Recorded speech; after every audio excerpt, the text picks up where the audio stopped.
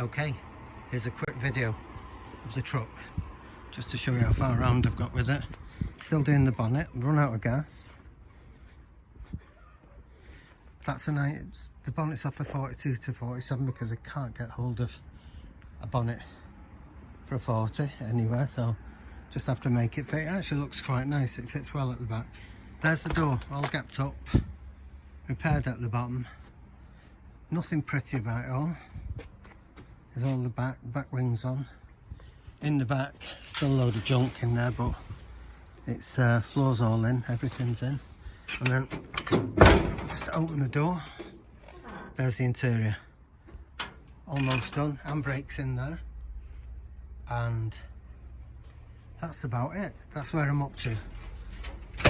Not far off it at all.